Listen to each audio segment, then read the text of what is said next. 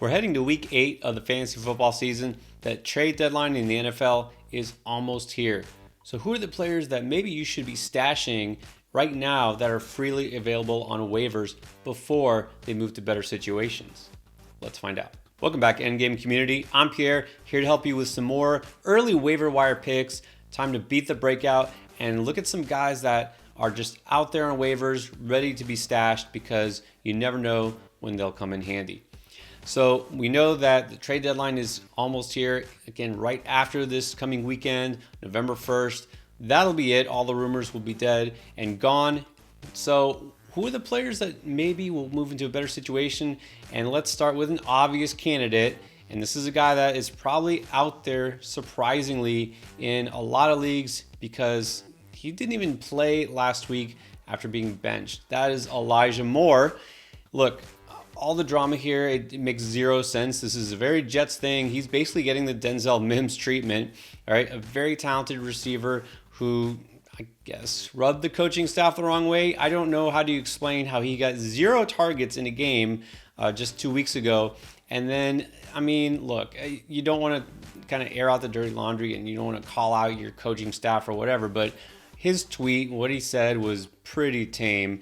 And then, of course, instead of fixing the problem, what do? They benched him, right? So now he's not even on the field. He wants a trade.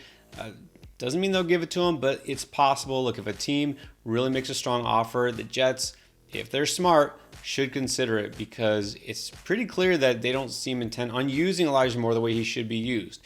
So if Elijah Moore goes to pretty much any other team, he immediately is a must add because this is a guy who was 81st percentile against man coverage, 76th percentile against zone coverage, and he was above average in every route type except for out, according to Matt Harmon of Reception Perception, who absolutely loves Elijah Moore, and that tells me all I need to know. This is a guy who knows how to get open. Now, also, you have to consider if he goes to any other team, for the most part, it should be a quarterback upgrade.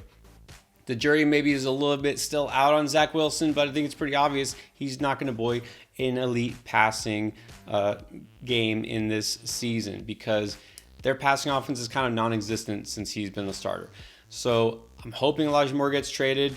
He's hoping he gets traded. Even if he doesn't, look, there is still a path maybe for him to be relevant because, well, Corey Davis is actually hurt, and so they might need Elijah Moore if they want to keep winning games and try to make the playoffs, which you'd think they want to do. And they could actually just come to their senses and realize, hey, this guy's really good. Maybe we'll actually throw him the ball. Other thing is you have to realize Breece Hall now, talented rookie running back, is out for the season. They might just have to rely on their passing game more, whether they like it or not. I know they got James Robinson, but come on. This is not the same as Breece Hall. We don't even know if James Robinson is still good enough to see as many carries as he has been. I mean, there's probably a reason the Jaguars gave up on him. So all told, look, there's many ways that we could see Elijah Moore come back to relevance. He's definitely worth the speculative add. Now let's get a little deeper and talk about a guy who really needs a trade to have any value. That is Terrace Marshall of the Carolina Panthers. We know the Panthers are actively looking to trade whoever they can get value for. Marshall makes all the sense in the world. He's another guy who is barely sniffing the field, and it's hard to understand why. I mean, obviously he hasn't done a great job, standing out in any way. This is a guy you think is just in his second year. This is a receiver from LSU, which, needless to say, has been a factory for NFL wide receivers with success. And this guy was pretty highly touted prospect coming out last year, a second-round pick.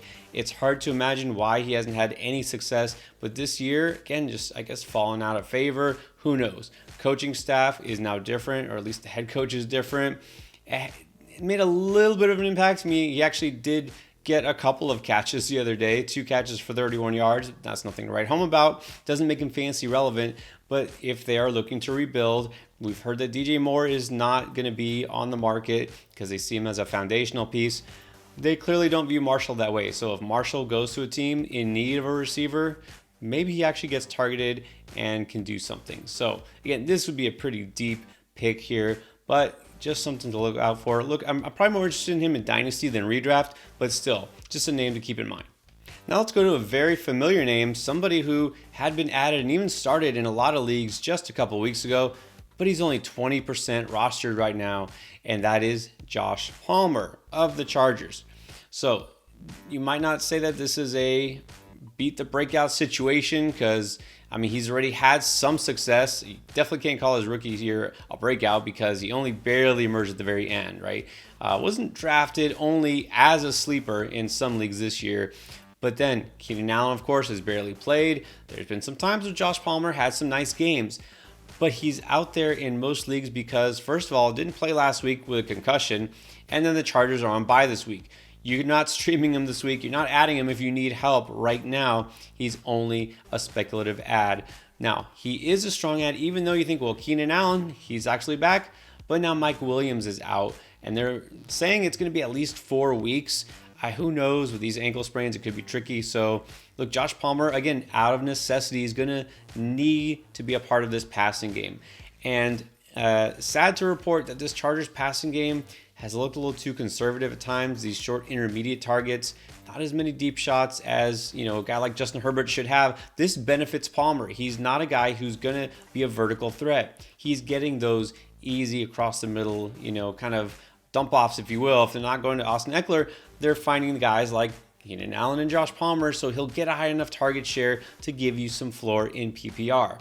He's got touchdown upside because he's on the Chargers, all right? Now, Palmer isn't a guy I expect to really take off and become an elite receiver at any point, but he's serviceable as a wide receiver 3. We know the Chargers, that defense is not as improved as we thought it would be. J.C. Jackson now looked like he's out for the season. They've been banged up, but also underachieving. So they're going to need to pass the ball a lot. You got a great quarterback. You got number 1 receiver who is out, a number 2 receiver who is still kind of iffy, even though he's back. And so Josh Palmer looks like a really strong ad if you're looking ahead to week 9 and beyond. How about a running back? Somebody who could have some value. I know there was a lot of options on waivers, surprisingly, this past week. But again, let's look beyond just right here and right now. James Robinson, I already told you, he is now with the Jets. So if Travis Etienne is the lead guy in Jacksonville, who's the number 2 back? Who is that all-important handcuff to Etienne in case Etienne, who of course missed all last season with injury, does get hurt himself? Well, it looks like it's JaMycal Hasty. You might remember Hasty from San Francisco last year, and he had his moments. He's a guy who can kind of a do-it-all back. He can catch the ball, right? He's got some speed, as you saw just a couple of weeks ago. Broke off a 75-yard touchdown run in Jacksonville. Now, that's pretty much all he's done because he's not getting the ball. But all those carries that James Robinson was getting, well, Hasty's not going to get all of those, all right? But he is the number 2 guy. He'll be the change of pace back. He'll probably make some appearances on passing downs. And, of course, he is that insurance policy for Etienne owners. So if you're looking for somebody who could be very valuable, maybe if it's just a game or 2, hopefully not more if Etienne does go out.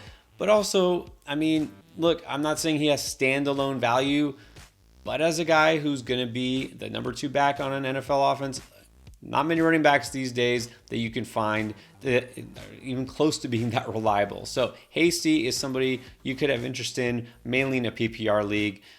So I'm looking at him as somebody who's going to get more involved as the weeks go on. And we even kind of heard them suggest that Hasty's touches are already going to start going up. Expect it to happen now. Stash him in case you need him later. And then this one will be interesting. What about Malik Willis? So you've heard, of course, there are some rumblings. Maybe he would get some action this week. Ryan Tannehill last week with an ankle injury. He was seen wearing a walking boot afterwards. Well, as of right now, looks like he's going to go. He's going to play. And we're not going to see Malik Willis make his first start. But there's a chance Tannehill aggravates that injury. Maybe he's not himself. Maybe Willis gets some spot duty. Maybe he looks good. But really, it's going to take a Tannehill injury. Obviously, this is a team that's 4-2, first place, and they don't really need a boost, per se, in the passing game. So they're just going to go with safe, boring Ryan Tannehill. But if Ryan Tannehill does get injured, we'll see Malik Willis. And then this passing game does become interesting because Willis has clearly a much stronger arm. He's going to be more willing to take shots downfield. And, of course, he can run. And that's what makes him interesting. You don't have to be a super accurate passer when you can run the way Malik Willis does. We've seen that with Lamar Jackson, of course. So, you know what? It would have to be a super flex or a 2-quarterback league or just a league with really deep benches. I don't advocate picking up Willis now unless you're in that situation. But keep an eye on this because, again, he's going to all of a sudden have a lot more upside than a lot of those quarterbacks, those pocket passers who are failing this year, like your Aaron Rodgers, your Matt Staffords, and those types, as soon as he steps on the field, if it happens. And that brings me to my last pick for this week. Let's talk about Desmond Ridder. I've been kind of keeping this one in my pocket the last couple of weeks. I don't think it's quite that time yet, but I really don't think it's too long from now. Almost a foregone conclusion, I want to say, that at some point we see Ridder not only play but start a game. The Falcons clearly not going to make the playoffs. I think that's pretty obvious from the outside. Mariota started out really well the first couple weeks, and then he's back to being, let's face it, Marcus Mariota, a guy who'll get you maybe barely 200-something passing yards. Yeah, he won't turn the ball over much, but he also won't do much in terms of getting points on the board. So you've seen him tank Drake London and Kyle Pitts' value already. He's not the type of quarterback that can help you keep up when your defense is giving up so many points. There's no reason they really would roll with Mariota the entire year. This is a team that really should, if you advocate for that kind of thing, should be tanking, should be looking ahead to next year. Why not give a shot to Desmond Ridder? Kind of like what Houston did last year with Davis Mills. They didn't draft him early saying this is going to be our guy. But you know what? They figured out pretty quickly, why not give the guy some experience? Why not see what we can do here? Because what we got isn't working. I think that it's not going to be too long from now that we're going to see Desmond Ridder in there. So, again, you don't want to necessarily count on him, especially in a single quarterback league. But if you're a super flex league, then this is the time to stash him now before all of a sudden those rumblings get louder.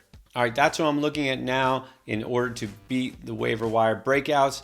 Stash these guys before the competition does. And if you want a leg up on the competition in all aspects, how to set your lineup at every position, who to trade for, who to pick up, we got you covered. Check out our Week 8 playlist right here